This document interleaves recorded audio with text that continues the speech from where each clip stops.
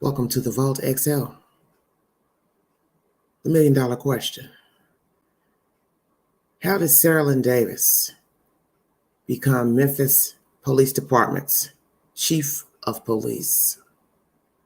We're now learning that she derived from Durham, North Carolina, via Atlanta, Georgia. And I've come to understand that in Atlanta, Georgia, she covered for a sergeant who had a dirty pedophile husband and covered up evidence.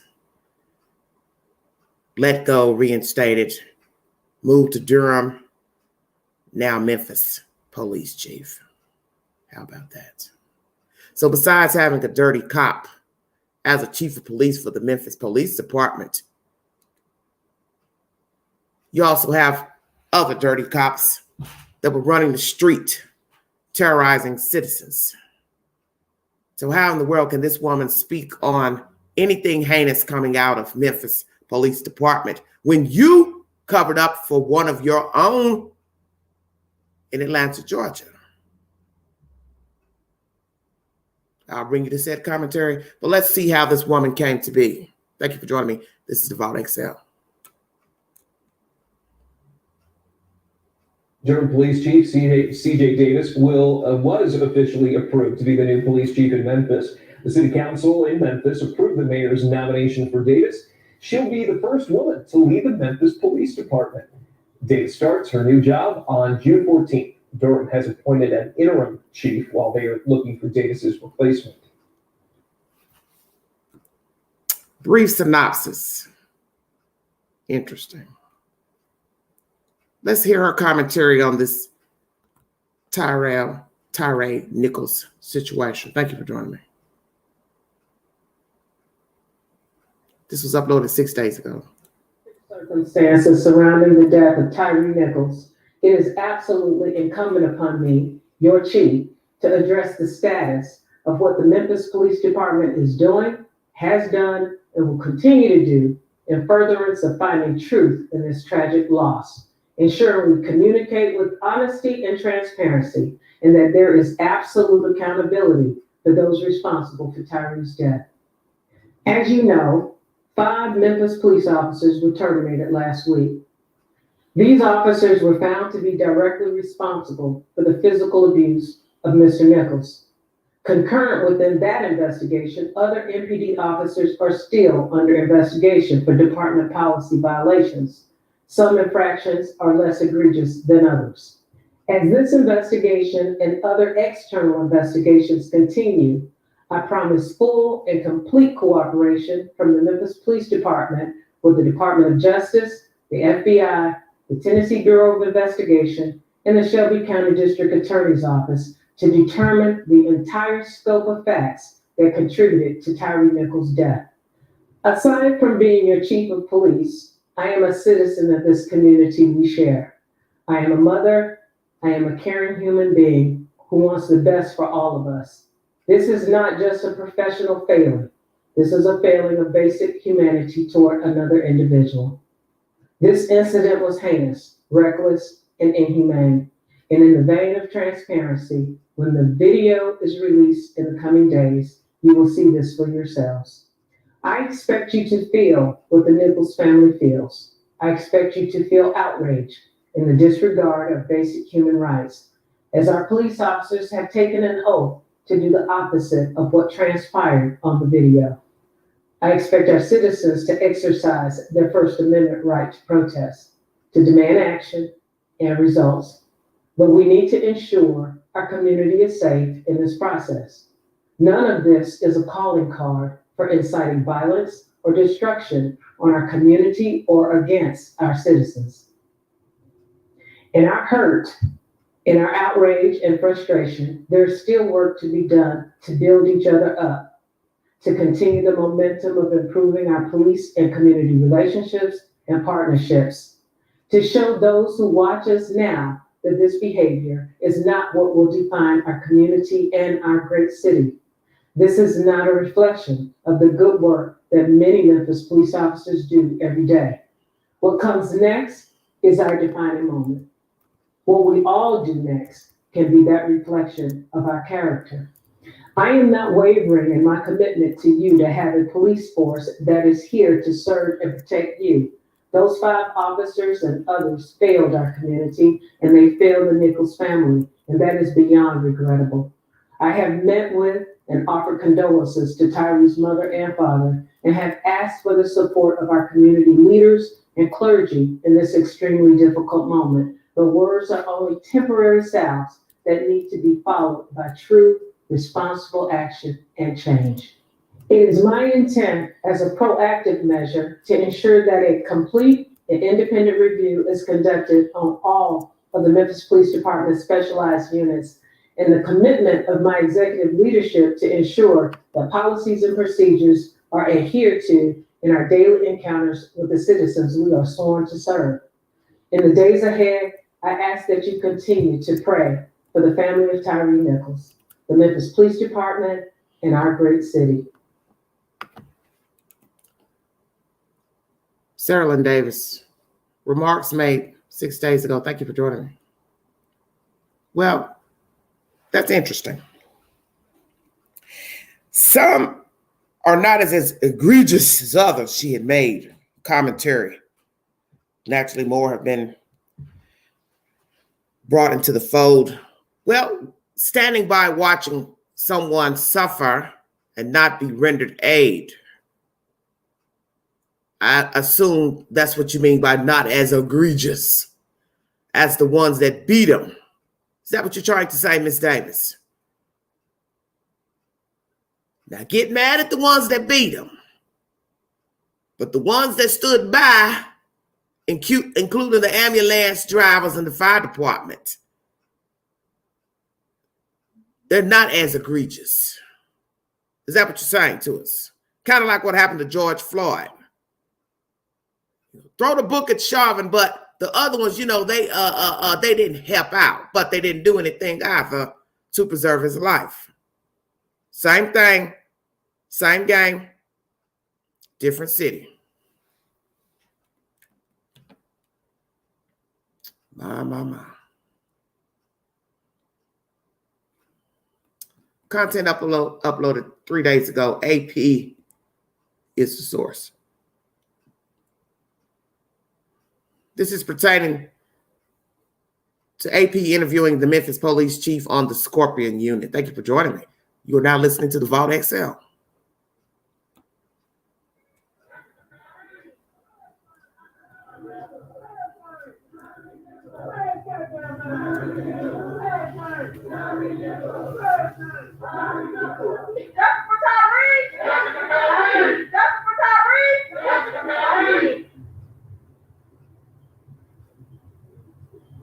The Scorpion unit was put together to add extra visibility in the community and also develop relationships with community members.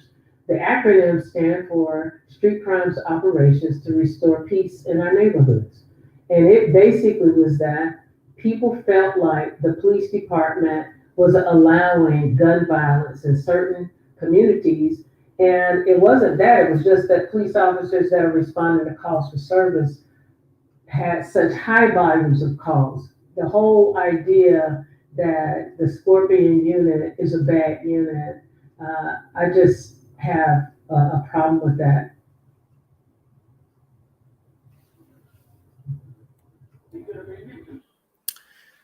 The 5 officers within the Scorpion unit each face up to 60 years in prison if convicted of second-degree murder. Thank you for joining me. You have a problem with that, Cerelyn. You know why you have a problem with that? Because you don't want people to judge everybody in the Scorpion unit the same, such as how you were judged down in Atlanta, Georgia, for helping cover up evidence of a pedophile. You see, dirty is dirty. Whether you are profiling while on the job, stealing from people on the job, sexually harassing or touching someone while in custody, beating them, groping them, pushing, shoving, not rendering aid, lying on a police report, covering up evidence, stealing evidence from the evidence room. It's all the same. You may not have hit somebody with a baton, pepper spray somebody, beat somebody with your fist, but you helped your sergeant in the Atlanta Police Department cover up a crime. So that means you had knowledge of a pedophile soliciting little girls. And you helped your sergeant cover up the evidence. So it's easy for you to use these words, not as egregious some of the other officers. I have a problem with labeling everybody bad in the Scorpion unit. Well, that's life, is it not? You are judged according to the company you keep. Kind of like mold on bread. The whole loaf was fine until one piece of bread got mold on it. Come on with it, Queen, ain't ready. As the bread sits in the bag, the mold will spread. Now, mind you, the bread in the middle and the back may not want the mold, but I think we know the rest of the story. It will also be contaminated. How about that? How about that?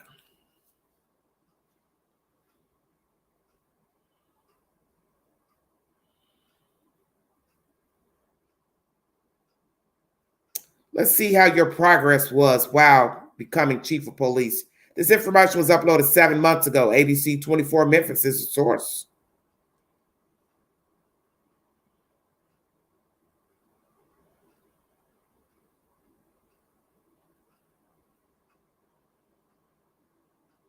Helping the community, Scorpion unit. Well, see how that worked out. Memphis sent an open letter to the chief demanding 10 things they want to see done before she reached 100 days in her role. Those demands included mandatory crisis intervention training for all NPD officers and deprioritizing citations. Shortly after that letter was sent out, they met with Chief Davis, but it wasn't until I reached out to NPD about it. And now, a year later, they said they haven't heard from her since that meeting, despite the chief publicly claiming she's been working with the group. Meeting with us has not been a priority of hers. Email showed Decarcerate Memphis reached out to NPD Chief CJ Davis 3 times since their first meeting almost a year ago. They've been trying to work with the chief to help reform the Memphis Police Department, and they asked her to complete 10 actionable items within her first 100 days.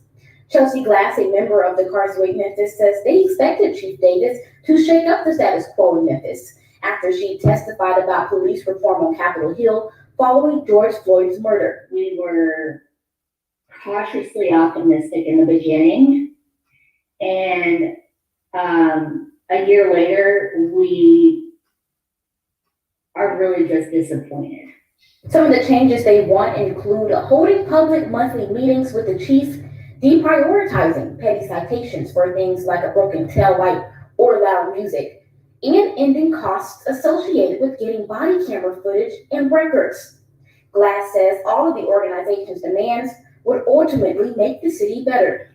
Decarcerate Memphis is an organization that understands and takes violence very seriously. This is something that we're not, sidestepping or ignoring. It's part of the process. Incarcerating people en masse is violence. Incarcerating people, through fines and fees, that is a violent process. Davis has always said decreasing crime is her priority. Over the last year, she has added new units and task force and put on several hiring expos to get more officers on the streets. In City Council last month, Davis said her effort is the reason there's been a 4% reduction in overall crime incidents so far this year. Glass says there are other ways to stop crime, and adding more patrol units throughout the city isn't the answer. They're not seeing a true investment in the people of Memphis. So without those investments and without city leaders actually putting money where their mouth is, we are not going to see a change. We reached out to MPD for a statement from Chief Davis on the group's criticism and to see if they have plans to act on the Incarcerate Memphis request. An MPD spokesperson responded, saying the group should send an email to the department if they want to meet with her again. They should send an email to the department. Well, why should they have to continue to send an email?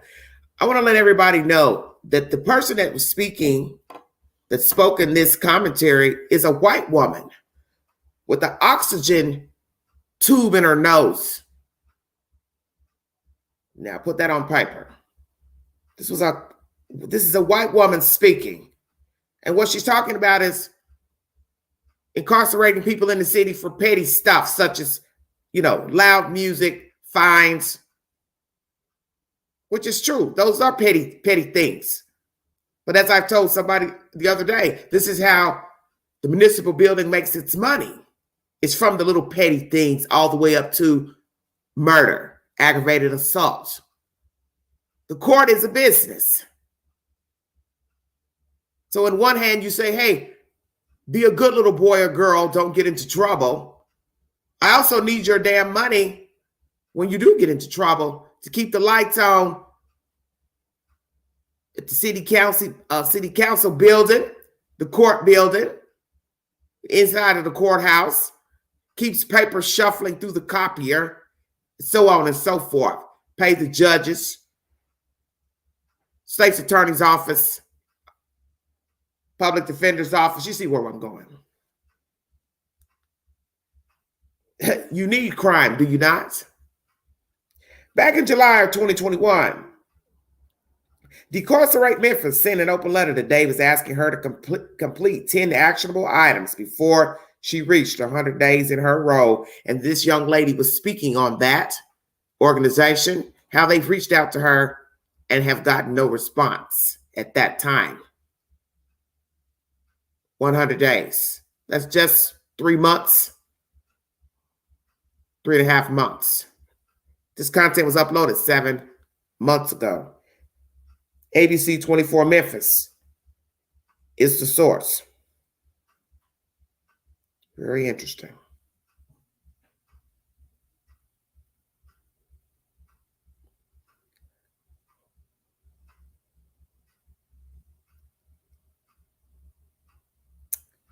Let's talk about Cerelyn Davis. Who is she? And how did she get to Memphis, Tennessee? In the title of a chief of police. There's a YouTube video released of the Mr. Nichols family addressing the public after viewing the video. In this thumbnail, you will see Tyree lying in a hospital bed with tubes inside of his mouth, around his nose, hanging on to life. And what's more disturbing besides him being beat by cops, he lied in the hospital for a few days without his father, because they kept his mom away from him. How terrible is that? We also learned that he called out for his mother while being down on the ground. Does it ring a bell to you? George Floyd comes to mind. Being asphyxiated on the ground by someone's knee and calling out to your mother. How coincidental.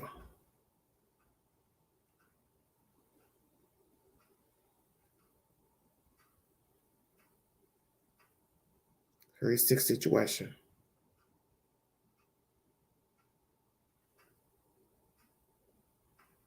One moment while I bring up this information.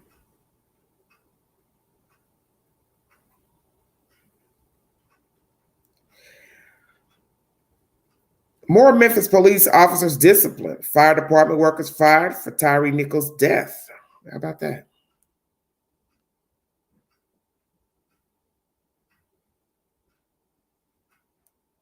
Death of Tyree Nichols, the city of Memphis has now disciplined 10 workers from the police and fire departments who were at the scene that night, which includes the 5 officers who were charged with murder.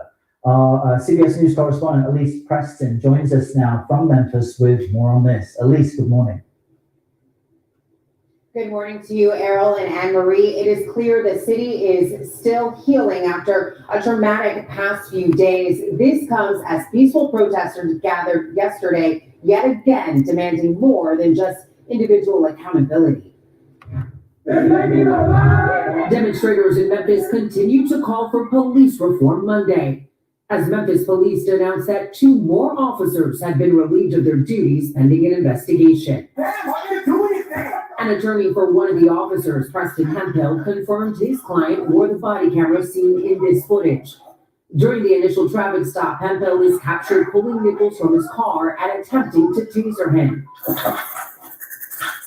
After Nichols ran away, Hemphill could be heard saying this. Stop his ass. Hemphill's attorney says his client was not present at the second scene where the beating took place. He has not been charged with the crime. The Memphis Fire Department also announced yesterday it fired 2 EMTs and a lieutenant who arrived on the scene after the beating for allegedly not administering adequate care for nearly 7 minutes. We pray for healing in the city. Monday night, mourners gathered at a vigil for Nichols at the same spot where he was beaten. The 29-year-old was a father to a 4-year-old son. What can you do when you experience trauma or when you have difficult emotions? Administrators at the Balmoral Ridgeway Elementary School in Memphis are trying to help students process their community's grief.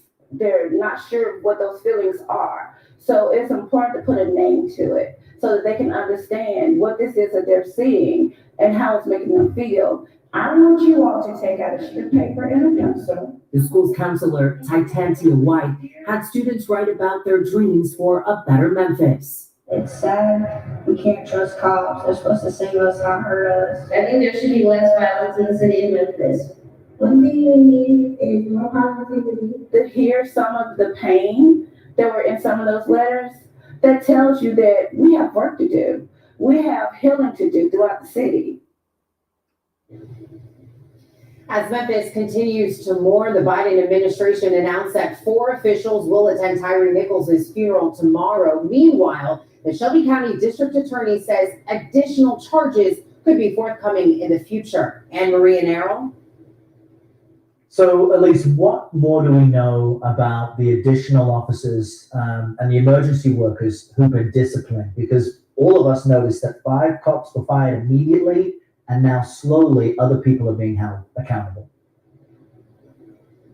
So we are digging into the background of those 2 additional officers and those 3 fire department officials. We can tell you that the Memphis Police Department says that those 2 additional officers, Officer Preston Hemphill and right now an unnamed 7th officer, that they had been relieved of duty pending an internal investigation immediately. As far as the 2 EMTs and the lieutenant who drove to the scene, who first responded to where Tyree Nichols was beaten, the Memphis Fire Department hasn't really released much past that they wait.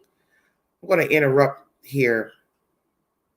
The other fire department employees that were terminated: a Caucasian male by the name of Robert Long, African-American man, Jamichael Sandrich, and a Black female by the name of Michelle Whitaker.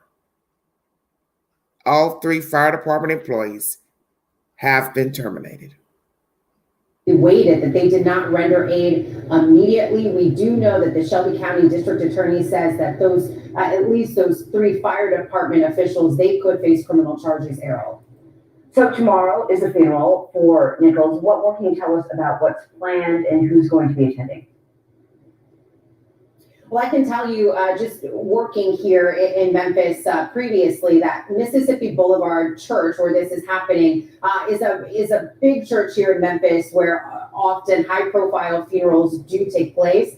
We do know that in addition to loved ones and community members and the family's attorneys, we are expecting to see Reverend Al Sharpton there. He's expected to eulogize Tyree Nichols. The SCLC national president is in town ahead of the funeral. I've spoken to pastors across the country. They said that they are either here in Memphis or they are on their way. A lot of people showing love and support for the family of Tyree Nichols, but also they want to be here in what they're calling a watershed moment. This young man was beaten at the hands of police.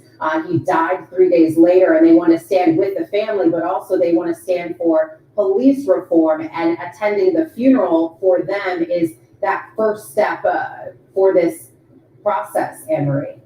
All right, Elise, thank you very much. America. Thank you for joining me. You heard one of the cops say, I hope they stomp his ass. That sounds kind of personal to me, does it not? Is that not personal? I hope they stomp his ass. This is when Tyree took off running.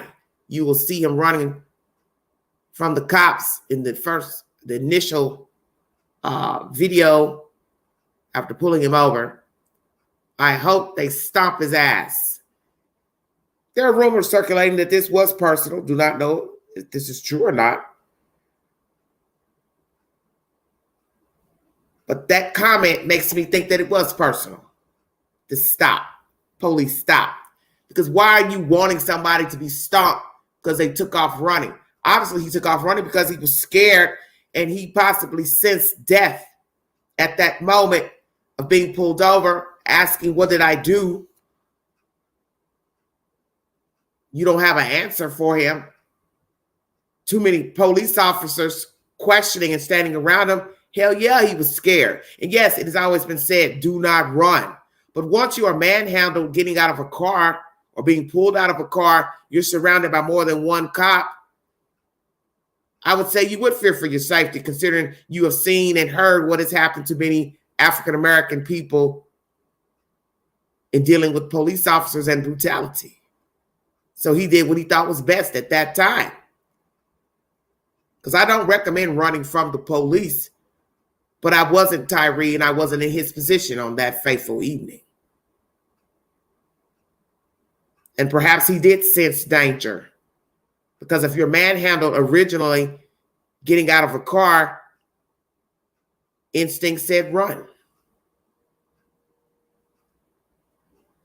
That's one thing to run because you got drugs on you, dope, don't have a license, insurance. I don't recommend it.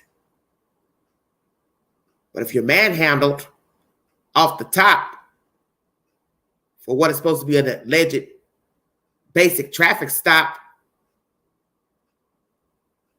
his mind said run.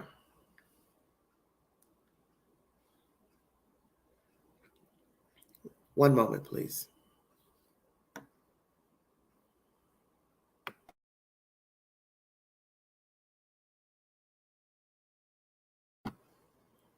Union Bulletin is the source. Memphis police chief was once fired from, then reinstated to, Atlanta Police Department. The chief of Memphis Police Department had a lengthy career in Atlanta that nearly ended with her 2008 firing in connection with the botched investigation involving the husband of a police sergeant. Now, Cerelyn C.J. Davis finds herself in the spotlight again as the nation awaits the release of a video purportedly showing 5 Memphis police officers fatally beating 29-year-old motorist Tyree Nichols, who was Black, died 3 days later on January 10th. The 5 officers involved, all of whom are also Black, were quickly fired and indicted Thursday on second-degree murder and other charges. Before the planned release of the video, comments made by investigators and Davis herself indicated the footage was extremely graphic. I was outraged, Davis told CNN's Don Lemon on Friday morning. It was unconscionable. I don't think I've witnessed anything of that nature in my entire career. It was that bad. Footage of the beating, Davis said, depicts acts that defy humanity and a complete disregard for life. Parallels have already been made to the 1991 beating of Rodney King by Los Angeles police officers. Though King survived those injuries, police departments in Metro Atlanta across the U.S. are on heightened alert as they brace for intense backlash following the video's release. Davis said the footage out of Memphis is about the same, if not worse, than King's beating. Mr. Nichols was able to get away from these officers, and they found him again at another location. Davis told CNN, at that point, there was an amount of aggression that is unexplainable. Davis, who became chief of Memphis Police Department in 2021, got her start as a patrol officer in Atlanta in 1986. She quickly advanced through the ranks, holding various titles before eventually being named deputy chief. As a commander, she led Atlanta's Special Operations Section, which included SWAT, Mounted Patrol, Motors, APD's helicopter unit, Vice, and narcotics. She also led the city's infamous Red Dog unit, according to her biography on the Memphis Police site. She also served as the Atlanta Police Department's Internal Affairs Commander. Imagine that. She was fired in 2008 for alleged involvement in a botched sex crimes investigation into the husband of an Atlanta police sergeant. Another police employee was also fired, and the sergeant, Tanya Crane, resigned before the department decided how to punish her, the Atlanta Journal-Constitution previously reported. Two detectives accused Davis of telling them not to investigate Crane's husband, Terrell Marion, T.C. Crane, after the department obtained sexual photos of him with underage girls. A federal grand jury later indicted T.C. Crane on charges of producing child pornography. He pleaded guilty to one count in January 2009. The federal indictment was issued after Atlanta police took no action in the case, though an investigation by the city later pointed to Davis largely as the reason. Repeat, federal indictment was issued after Atlanta police took no action in the case, though the investigation by the city later pointed to Davis largely as the reason. Then Chief Richard Pennington first demoted Davis from major to lieutenant before firing her. She challenged her firing before the city's Civil Service Board and was ultimately reinstated. She retired from the department in 2016 to take the job as the Durham, North Carolina police chief. In April of 2021, 5 years later, Davis was selected by Memphis Mayor Jim Strickland as the department's first female chief. Her appointment was confirmed a month later. This commentary is by Union Bulletin. So for 5 years, she was the chief in North Carolina, Durham. What happened there? What led her to come to Memphis, Tennessee? And I think it's crazy that the board, the city Civil Service Board, reinstated her when she is part of the reason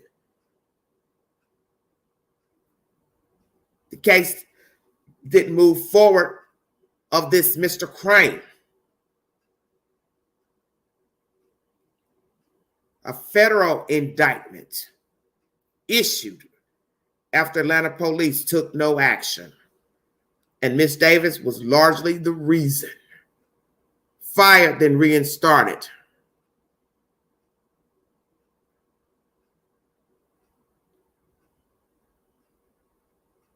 So when you say some basically didn't do as much as the others,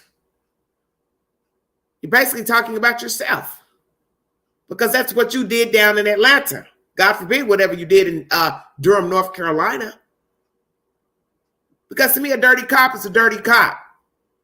Omitting, adding stuff, taking stuff away, stealing from civilians, stealing from the dope dealer, bum rushing their house, fabricating warrants, same things that was done with Breonna over in Kentucky. It's all the same. It's all the same. Whether you are wielding the baton, the pepper spray, or the fist, you are dirty.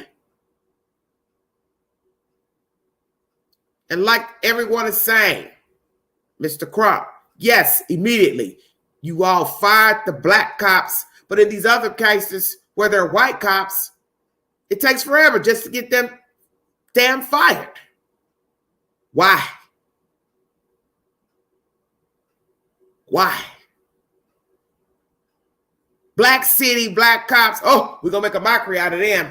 We're going to get them on the chopping board. Yeah, bonded out too. How about that? Isn't that amazing how a person can be beat to sleep died in a hospital room while their killer can bond out. As someone once said, my guest on my show, Pete Chase, says, the dope dealer gets more time in prison than a murderer. Indeed.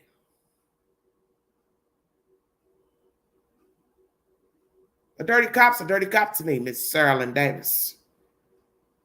And here we have a white woman talking about decarcerate Memphis. They had a few things on their itinerary list that they wanted you to address your first 100 days into office. You didn't respond. So I'd like to know if you ever responded. And I agree with what she's saying about petty crimes. You know, people being harassed for petty stuff. Because that is a waste of time when you're in a city with a lot of crime. You all have a lot of gun violence in Memphis, Tennessee. And, you know, my phone pinged in the past year so many times just from Memphis news. Ping, ping, ping, ping, ping, ping, ping, ping, ping, all damn day long. Because that's all the hell you all are doing down there, shooting each other and killing each other. So I understand what this white lady is saying. Stop wasting your time stopping people because they're playing the fucking music in their car. Hell, jaywalking. You got other serious stuff to be contending with. Just like you made the comment in this audio I played about the Scorpion unit. Well, I don't like the comment that they're all that way. And that's because you know you're dirty. So you feel the same way. You feel the same way. Don't judge everybody in the Scorpion unit. They're not all bad. I don't know what they are. But if you got 5 on camera beating somebody to sleep, 5 or 6 more standing around, that's damn too many right there. Scorpion unit or not. Then what's even worse, the fire department ambulance service shows up. And my understanding is, I'll stand corrected if this is not true, what I'm about to say. The black woman, they said she didn't even get out of the damn truck. What the fuck? So what the hell you show up there for if you weren't gonna get the fuck out?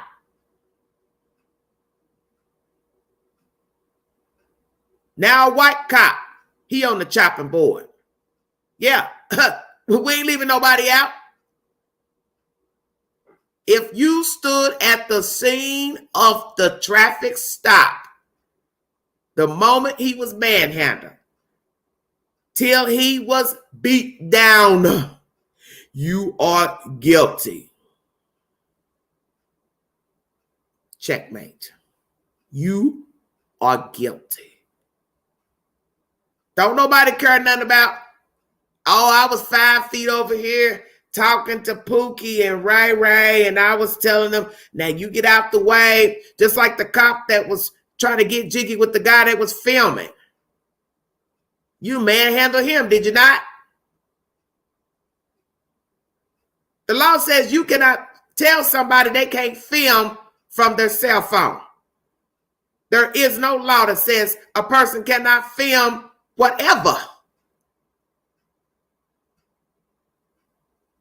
See, that's y'all problem. You're trying to orchestrate shit and you're showing that you're guilty. You got cops beating the man and then you over here trying to stop somebody from filming. Then you manhandle him. So I guess you just want to give away free money. Oops, I forgot. It won't be your money. It'll be the great taxpayers' money of Memphis, Tennessee. As somebody said, them same poor people that you're harassing and profiling, they're the same ones who pay your salary. Now think about that. Them same broke ass black folk, ghetto ass, ratchet ass, project ass, toting ass, nothing ass black folks, they're the reason you got a job. Checkmate. playing a loud music, boom, boom, boom, boom, boom. Pay your salary. What you mad at? See, let me tell you what I think about the Scorpion unit. Some of them.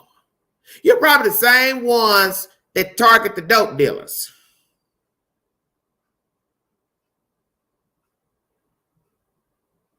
You're probably the same ones that target the dope dealers. You see them riding around in their nice little cars, hanging on the street corners, hanging on the front porch, grandma's house, or whoever. As soon as you catch that bad boy by himself, you can't wait to pull him over. Probably frisk him, take his money, take his jewelry, send him on his way. Kind of like what they were doing in major cities like Chicago. Line them up on the wall, frisk them, take their money, and then let them go. You should know that's not going to last long. Because guess what? We're in the age of Google now. So once a person has your government name, you can be found too. Checkmate.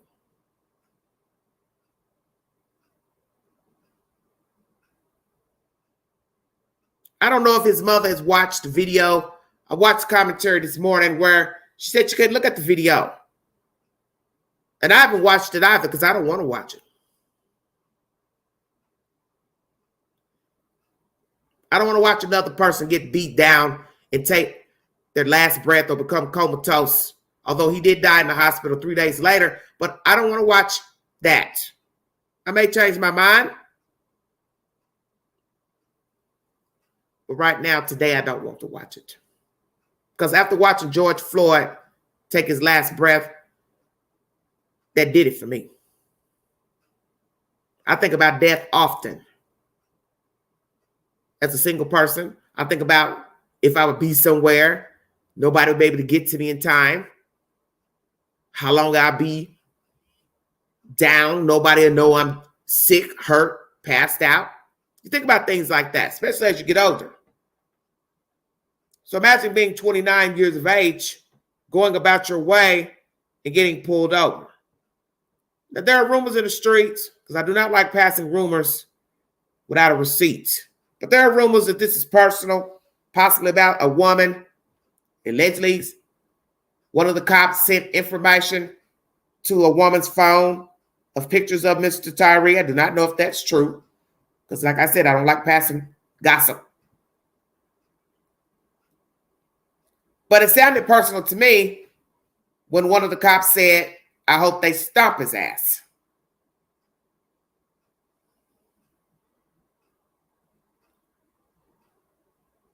I hope they stomp his ass. That sounded personal. You feel like that just from somebody running off? What do you care? You're in a city filled with crime and people take off running all the time from cops. So what's so personal? Because he wants to take off and run. So what?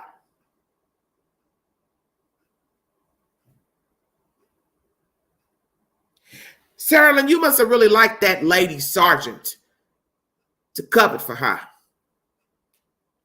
To see her husband engaging in pornography with children, soliciting children. Why in the world would you ever cover for that? This lets you know how sick the world is. He's the pedophile. The wife's a cop, you're a cop, and you're in a higher position. And you help keep this case from going forward to be rightfully prosecuted. Hell, if I didn't know any better, I think you were having an affair with the woman, the sergeant. Hell, maybe so. Hell, why not? They talk about the men down there gay. Hell, maybe you're gay. Bisexual. Maybe you like women, men. I don't know what the hell you like. I just find that interesting. Why would I cover for a woman's husband that's a pedophile? Eric, just think about that for just a second. Make that make some sense. Her husband likes little kids, and you're going to have her cover up the evidence. My understanding is that the woman burned pictures. Damn. But see, what's done in the dark comes to light. You tried to cover this case up, but somebody went digging, and it was federal. So that lets you know it was serious. So they had what they needed without your help. How about that? And the fact that you worked in internal affairs, which one? Was that Durham? That's even more scary. Make sure I stand corrected. We'll go back and read this. So I don't want to repeat anything that's not accurate.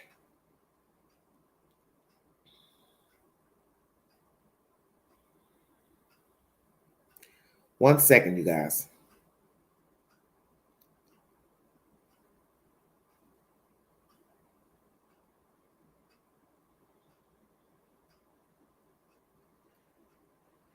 Okay. Yeah, she also served as Atlanta Police Department's Internal Affairs Commander. Pardon the discrepancy. Atlanta, not Durham. At Internal Affairs. That's even scarier. You will cover for a sergeant's pedophile husband. What the fuck would you be doing up in the Internal Affairs office? Because that's where information comes in about the damn cops that's doing stuff they ain't got no business. So what I like those, what other cases you've coveted? And what have you been doing down in Memphis? Because this is how I look at it. If you do it over here, you'll do it over there. And when people are exonerated for crimes, they usually go back in and do it again. It's called the God complex. Do you have a God complex, Miss Davis? Because see, Queen listens to people when they talk. That's one thing I do is I listen. And when you were talking about the Scorpion unit, you made sure to clarify you didn't like the fact that people had negative things to say about the Scorpion unit as if they were saying they're all bad. See, you felt some type of way because you know what you did down in Atlanta with that sergeant and that dirty pedophile husband. So you don't want to be grouped. You know what it's like, rather, to be grouped as a bad, dirty cop. But you were. It's not an assumption. Your ass is dirty. You were the reason that the fucking case didn't go forward. That's why they let you go. And you went before the civil board and got reinstated. They shouldn't have reinstated you. They had proof that you covered the case, hid information. You are dirty. You had no investments with that woman and her husband. Whether she's a cop or not, it wasn't her. You act like she was the fucking pedophile. So I look at that and say, hell, you didn't have no business still working in Atlanta. You didn't have no business working in Durham, and you don't got no damn business working in Memphis.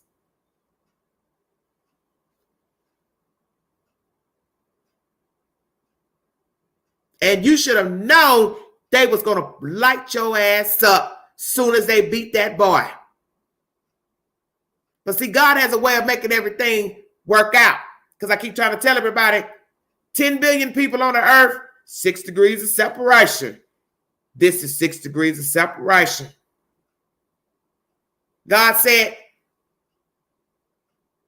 I let the devil have his way. And that's the cops and the fire department and all the people that watched the man get beat and didn't render aid. But he was letting people know this is just going to be a stepping stone, tragically, to show a little information about Cerelyn Davis. See, See, one thing begets another. See, God gave you a pass 3 times. But on your watch, a black man is beaten by other black cops. And he wanted the truth to come out that dirty cops, dirty chief from another department, he wanted the truth to be known. Because you see, when people are hired into positions, everybody don't Google them to see who they are and what they're about, such as myself. I have no reason to be Googling Cerelyn Davis. I don't live in Memphis. I don't have nothing invested per se. Family members there, but I don't really have anything invested there. So I'm not Googling the city councilman, who's the mayor, the butcher, the baker. But I bet you somebody Googled her ass when she came up for nomination and said, oh, hell no. She was fired, then reinstated. So I'm going to ask the mayor, what is your damn problem? Why in the world would you hire this woman with that background? Durham, North Carolina, you too. Why did you hire her? She was only there 5 years. That's not a long time. What happened in Durham? I'll wait. Just bouncing around the South. As they say, we don't call it the dirty South for nothing.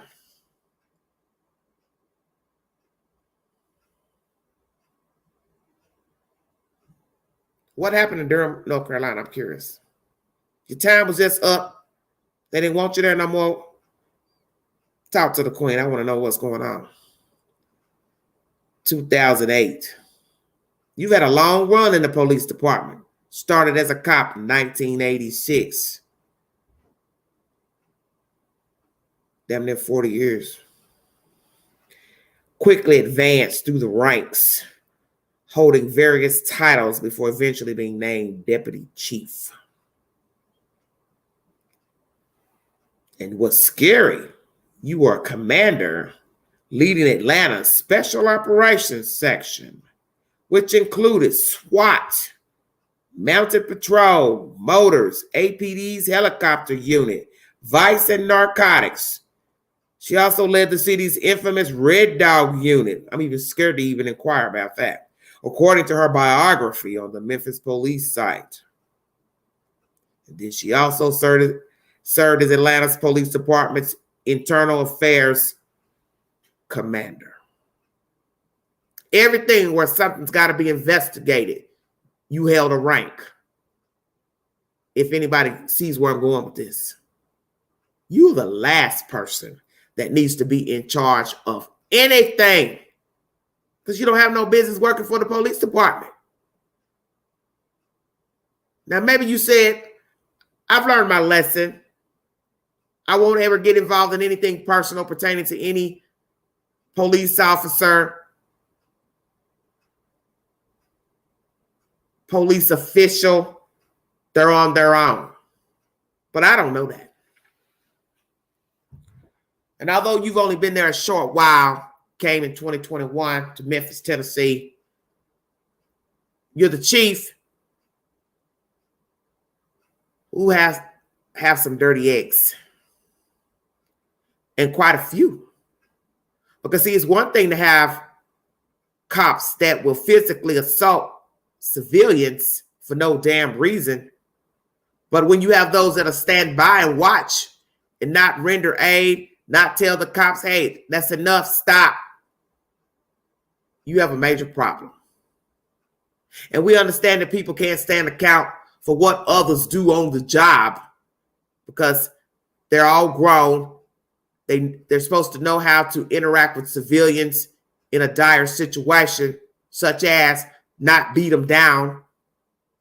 But nonetheless, you will be judged because it's just the way it is. And we've learned in these types of cases, many chief of police, they end up resigning because they can't take the heat. And that's when all the little dirty things start coming out about the cops, their past, their history, the history of the police department, the history of these so-called elite units, street units. And so far, one of the cops who we believe is possibly the orchestrator of this, he's got some infractions that are not so nice. And he's also laid hands on someone while he was once working as a correctional officer. Threw the man into a sink and he blacked out. He could have died, could have bled out. Now, how would you all explain that? Oh, he fell and hit himself. He must have had a seizure. Because, you all will come up with some wild-ass reasons for how people die inside of jail. Oh, they fell, bumped his head.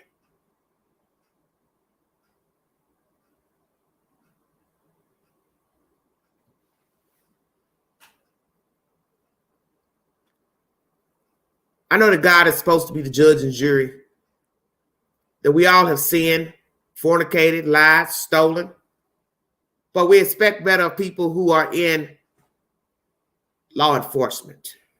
And we now realize, which most of us have already known, that they are also flawed. And a lot of them have no business in law enforcement, because it's amazing how you all are able to pass the mental test to become a cop in the first place, military as well. And that shows me that some of you are definitely sociopaths, because the only thing you're doing is checking the box as what is expected of a decent human. Is it wrong to steal from your employer? Check the box. Yes, it is wrong. But deep down inside, the person checking the box is saying, who gives a fuck? Hell yeah, I'd steal it, take it. But they want that job, so they check the box, yes. That's what's going on with law enforcement and the military. I group y'all the same. You're just checking the box, pretending to be a human. But deep down inside, you're jacked up like everybody else. And then somebody hands you a badge. Complete the academy, no flaws. And now you're a cop waiting to pop off. That seems to be a daily routine here in the United States. It's just a matter of time before you pop off. And somebody is laying 6 feet down, such as Tyree Nichols, George Floyd, and so many others. And as one person was saying the other night in commentary, you can't even tell people don't run, because if somebody wants you dead, it don't matter about you not running. And that's a valid point. That's a very valid point. If this traffic stop was orchestrated to harm him, then it wouldn't have mattered if he ran or not, cooperated or not. You were going to do what you did that night. Checkmate.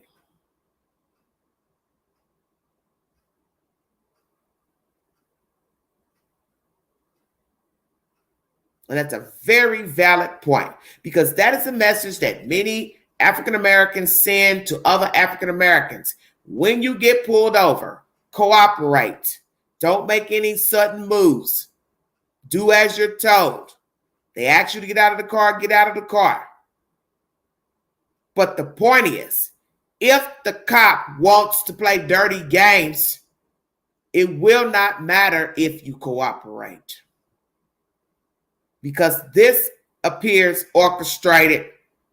Because if you can't tell that man why you pulled him over, and you're rough handling him as soon as you get to the car, then you were profiling him for what reason?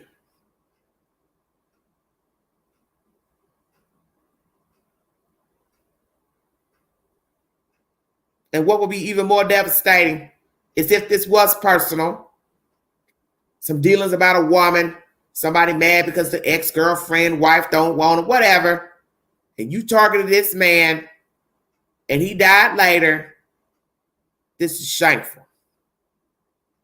And it's no different than George Floyd, accusations of a fake $20 bill, whatever. It's all the same. You are taught how to deal with civilians. Whether they run, don't run, you know you have no business beating a civilian. So what? They made you chase them. You're going to beat them up because you had to run and chase a person? That's stupid. That's a part of your job. You don't get the answer you want. You're going to beat them.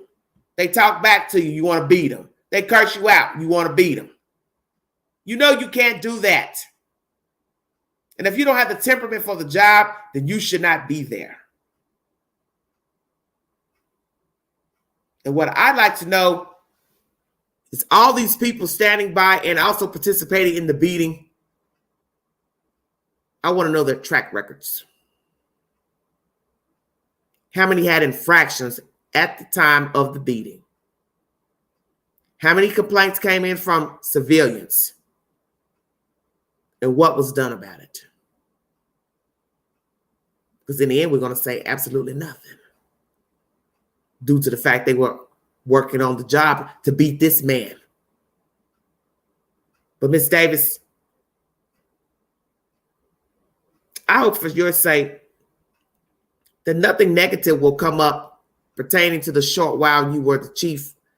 You have been the chief of Memphis Police Department, because it would just be awful if we find out your name has been in some more shenanigans in this police department. And if we find out that there were some shenanigans in Durham, North Carolina, because that was a short stay in Durham, 5 years, roughly. I don't know the exact date, because I'd like to know why you left there. I'm always curious of why anybody leaves a job, especially when the stay is short. See, Atlanta did a disservice by voting you back in. You're not supposed to be working anywhere.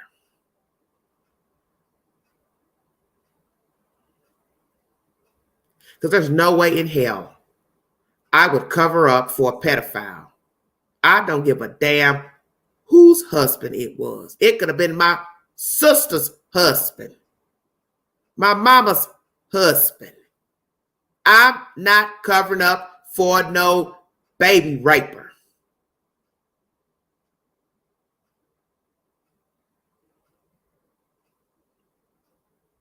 This lets us know how sick your code is. This sick code. It's no different than, like somebody said, it's a street gang. You're just working for the state, but you're a gang nonetheless. You're no different than a Blood, a Crip, a GD, a Vice Lord.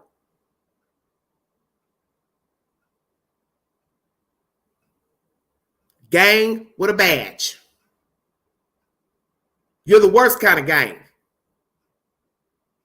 Because you can go out here and hurt and harm people and walk scot-free.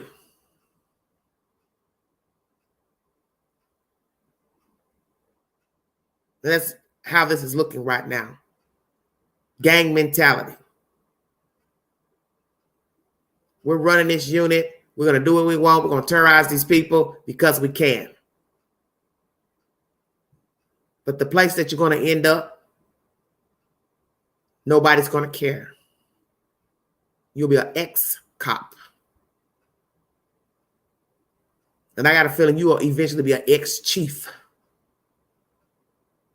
Because somebody's going to ride the horse and ride that donkey. Get your ass out of there too. Because with you having this type of past coming out of Atlanta, Georgia, I don't trust you in the police department nowhere. Because what you did was heinous. Anybody that will cover up for a pedophile, they are just as sick as the pedophile. And you didn't have a dog in that race. That was that woman's husband. If she wanted to foolishly intervene and cover for her husband in any form of fashion. That was her dumbass. What did you have to do with it? So what? She was a cop. That man didn't fancy his wife. He fancied little kids.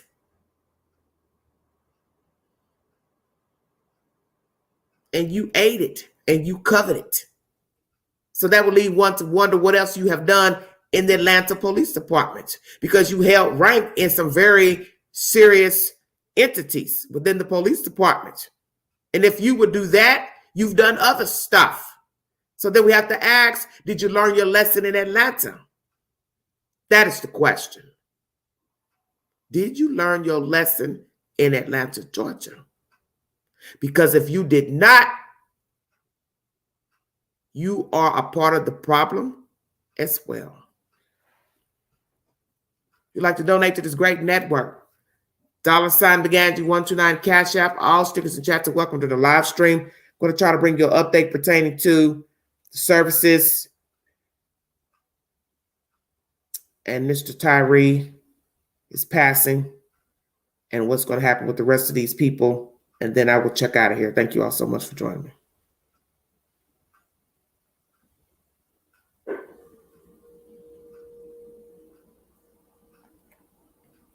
This is pertaining to funeral services of Mr. Tyree.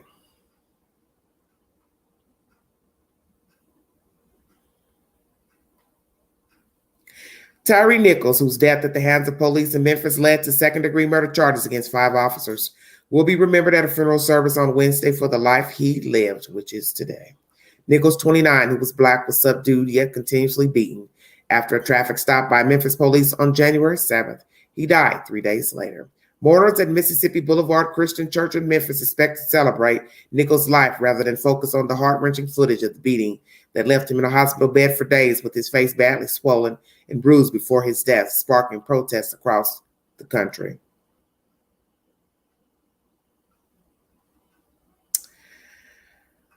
Breonna Taylor was fatally shot in her Louisville, Kentucky home by police during a botched raid in March 2020, is expected to attend the service. At least a relative of hers. I think they got this spelled wrong. Also expected is Philanese Floyd, the younger brother of George Floyd, whose name that went across the nation following his May 2020 death after an Minneapolis cop knelt on his neck and back for more than 9 minutes. The family needs all the support that they can get. Gwen Carr, whose son Eric Garner died after being placed in a chokehold by an NYPD officer in 2014, told CNN Wednesday before attending the service. It's so fresh for them, but for me, it just digs into old wounds. Now, that was a very horrific death. The way they choked that guy outside of a store just because they didn't want him standing out there soliciting, selling goods, cigarettes, or whatever it was. That was an uncalled for death because you didn't have to choke that man just to tell him, hey, they don't want you outside the store.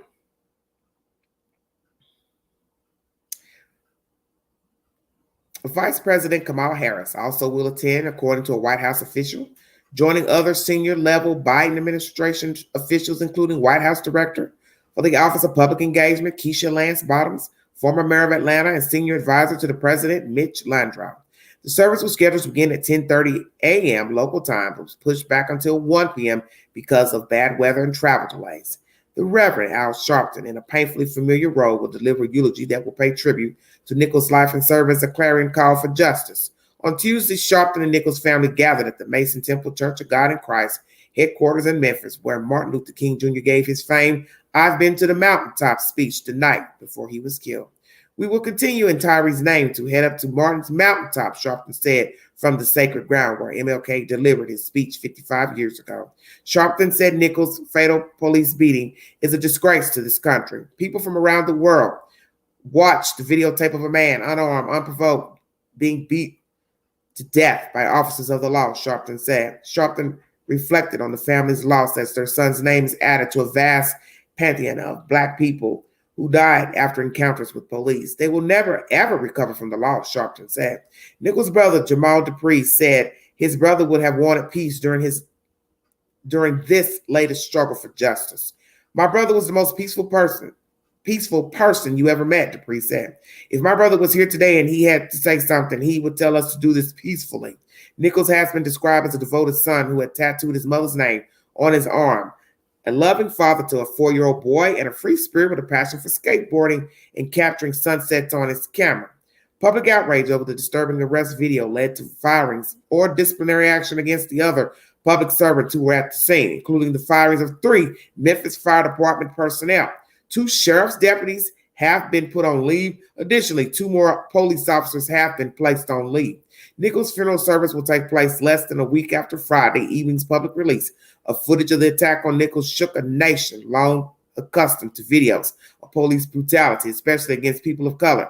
The 5 officers charged with Nichols' death are Black. The brutal attack sparked large peaceful protests from New York to Los Angeles, as well as renewed calls for police reform and scrutiny of specialized police units that target guns in high-crime areas. Nichols was the baby of his family, the youngest of 4 children, according to his mother, Rovon Wells, who has said he usually spent Sundays doing laundry and preparing for the week. He moved to Memphis from California right before the COVID-19 pandemic and remained there after the mandatory lockdowns prompted by the health crisis, his mother has said. Nichols was a regular at a Germantown, Tennessee Starbucks, where he befriended a group of people who set aside their cell phones at a table and talked mostly about sports, particularly his beloved San Francisco 49ers, according to friend Nate Spates Jr. His visits to Starbucks were typically followed by a nap before heading to his job at FedEx. He would come home for dinner during his break. His favorite dish, his mom's homemade sesame chicken. Nichols was also a fixture among the skateboarders at Shelby Farms Park, where he photographed memorable sunsets, according to his mother. In fact, taking pictures served as a form of self-expression that writing could never capture for Nichols, who had written on his photography website that it helped him look at the world in a more creative way. He preferred capturing landscapes. I hope to one day let people see what I see and to hopefully admire my work based on the quality and ideals of my work, he wrote. Before moving to Memphis, Nichols lived in Sacramento, California, where a friend recalled that skating gave him wings. This content is by CNN News if you need verification. So the services will be at 1 o'clock. Memphis is 1 hour behind me. I live here in East Tennessee. Right now it is 11:47 Eastern Standard Time. So it is now 10:47 a.m. in Memphis, Tennessee.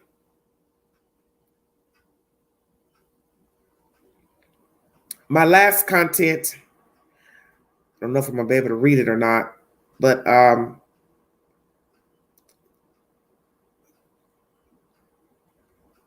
read the title.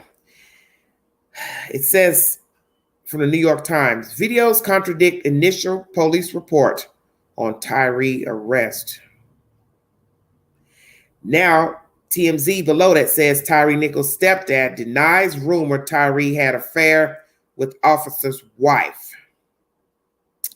So there you have it.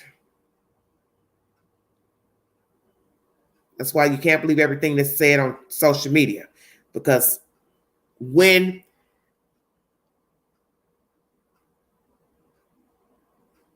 one of the rappers was shot recently, Houston, out of Atlanta,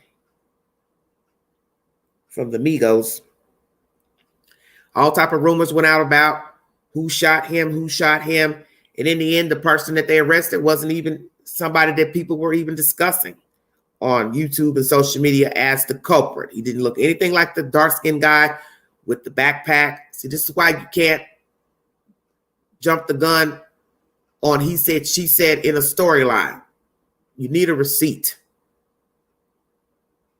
And just because this woman worked at FedEx does not mean that they dated or had any type of relationship. I don't know how that rumor started, but TMZ here is saying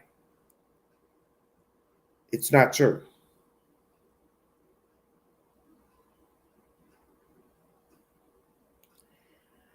So right now in the Google search, I will read you the things that are coming up because I'm not going to go into all that because this commentary was about Cerelyn.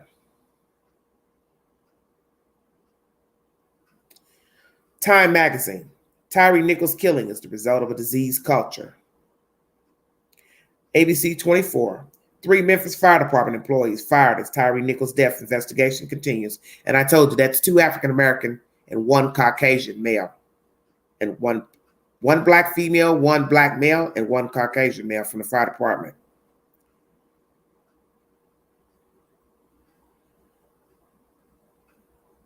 Tyree Nichols had Crohn's disease. His mother disputed that it would take 5 police officers, I guess, to kill her son.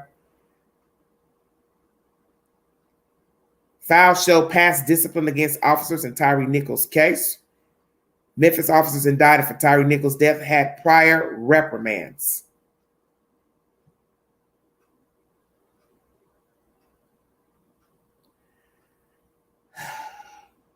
The commercial appeal is the source.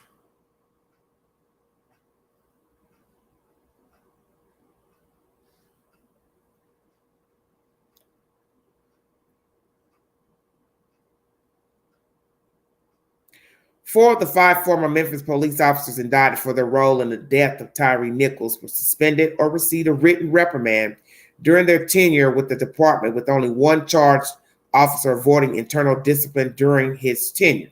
Repeat, 4 of the 5 of the former police officers arrested, indicted for their role in Tyree Nichols' death, were suspended or received a written reprimand during their tenure with the department.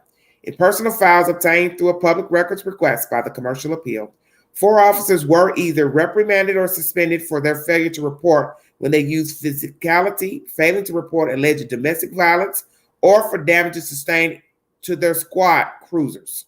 The 4 former officers indicted who had either a reprimand or a suspension were Demetrius Haley, Desmond Mills Jr., Justin Smith, Emmett Martin III, and Tadarius Bean, who was also fired and indicted, did not have any reprimands or suspensions in the records viewed by the commercial appeal.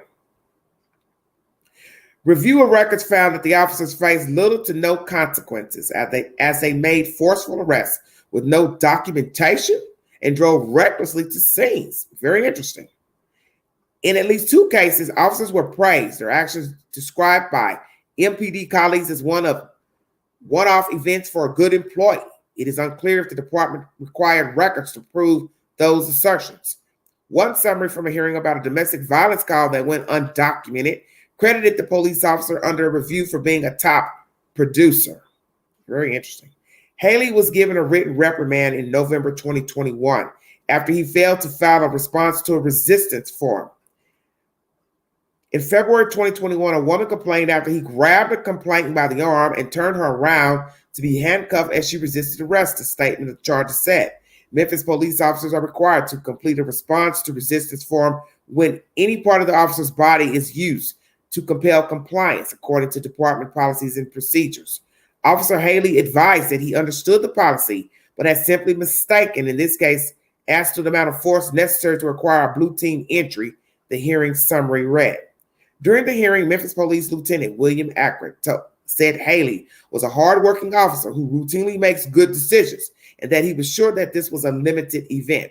A few months later, Haley was driving his cruiser, speeding in emergency mode, meaning the lights and siren were on, and lost control of the car. As he made a turn, he hit the curb and a stop sign. Haley said he was responding to another officer's call for help, as the other officer said he had a suspect at gunpoint. An internal charge was dismissed after the hearing, with the hearing officer citing minimal damage to the car. Mills Jr. was also given a written reprimand for not filing a response to a resistance form after a March 2019 arrest.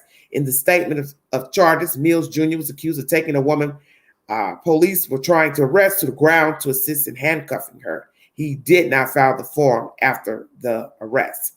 Officer Mills stated he was familiar with completing the response to resistance document in blue team, but he did not realize it applied to his actions in this cause, the hearing summary read. Mills Jr. was also reprimanded in another hearing for rough or careless handling of equipment after his personal digital assistant was dropped and run over by another vehicle. Martin III was suspended for 3 days without pay for not checking the back seat of his cruiser after leaving a shift. A silver revolver was found in the back seat. Now, this is crazy. He was later suspended for a day without pay when he didn't take a report after responding to an alleged domestic violence call, September 27, 2020. Officers are required to take a report of domestic violence calls per Memphis Police Department policy and state law. In the hearing, Officer James Schmeed spoke on Martin III's behalf. Schmeed advised that Officer Martin was one of the shift's top producers. The hearing summary said, God, this other cop here, he kind of favors a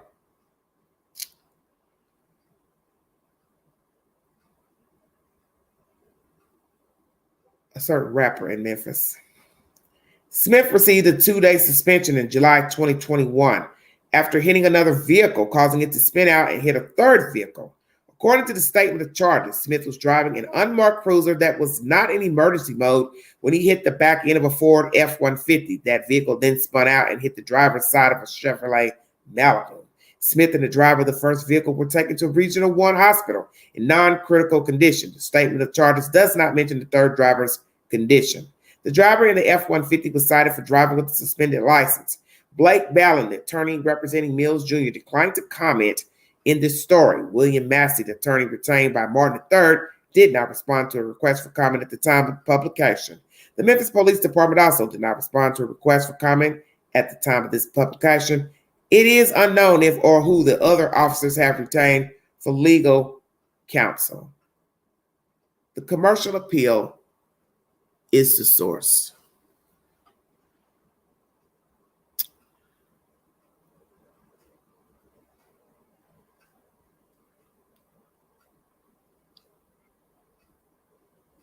That's the said information. So,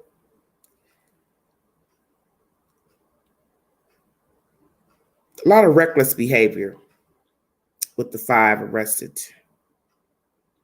Speeding, hitting cars, other cruisers, not filing the reports, going to scenes of domestic altercations, which they know they're supposed to do that. But see, this is what happens when people have a God complex. They do what they want to do. And they wait to see if somebody's going to say anything.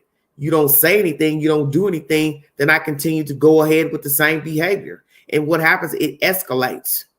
And that's why today, these 5 are indicted on second-degree murder charges, which his family believes they should be first-degree murder.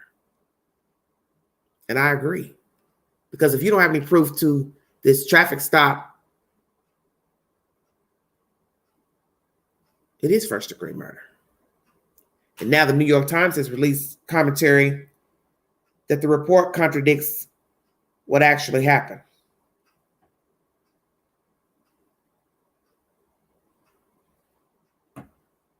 I'll bring more commentary pertaining to that at another date because this live stream is pertaining to Cerelyn Davis. I believe she's a bad fit for Memphis Police Department. I do not believe she's a professional. I do not believe she should have been reinstated in the Atlanta Police Department, which led her to go work for Durham, North Carolina, and then to Memphis as chief of police. But that's neither here nor there. And although she's not the head knocker for these people's actions, because in the end, it is their choice what they did on that fateful night, for whatever reason. It was their choice. All the people that participated in the beating, those who stood by watching, other officers and fire department ambulatory workers, that was your choice not to render aid to this man. And that, to me, as one of the articles in the Google search says, a very deviant culture. Because now you're talking about different entities that also stood by and did nothing. Why did you stand by and do nothing?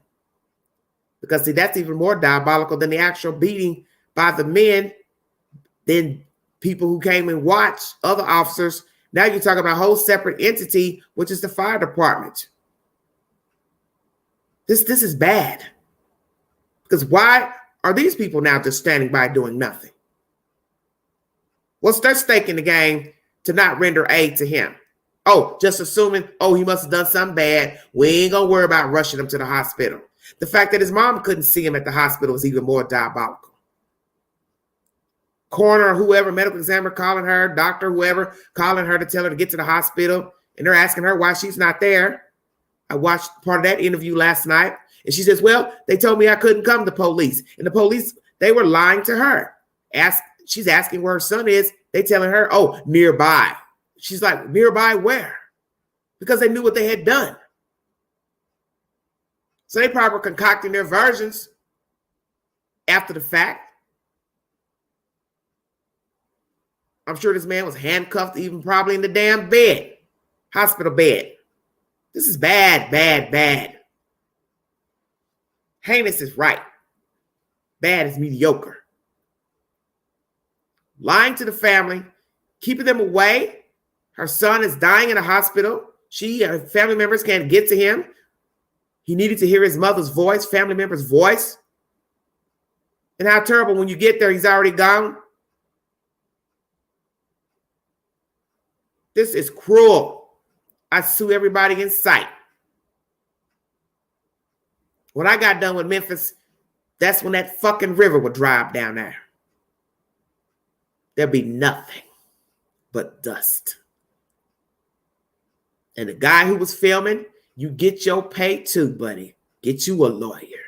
The guy who tried to bring forth charges against one of these officers when he was in the jail and they threw his face into the sink, you go get you a lawyer too, baby. Because he was incarcerated, so he couldn't follow with the paperwork. But you go get you a lawyer too, and you take that Memphis Police Department all the way. And they're also asking anybody else who's had any dealings with any of these officers to contact, I guess, a lawyer. That's what Mr. Crump was talking about. Because I'd be too scared to go to the police department and say anything at this point. You best just go directly and find you an attorney. If you had any dealings with any of these officers, go find your lawyer, honey. Because I got a feeling there are going to be way more stories than Tyree Nichols. The guy who was in jail, he luckily survived his injuries, but he could have died as well because he blacked out after his face was slammed into a sink by one of these perpetrators.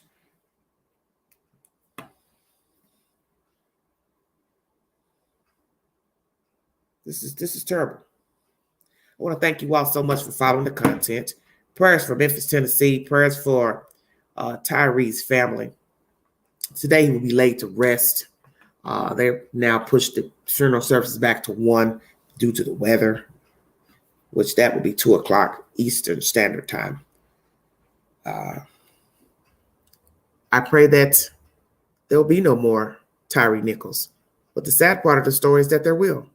And that's the part that makes no sense, is that you all are seeing that now they are finally arresting officers for brutality against civilians, and yet you will go out here and still walk around with a God complex, inflicting harm on innocent civilians, thinking that nothing is going to happen to you.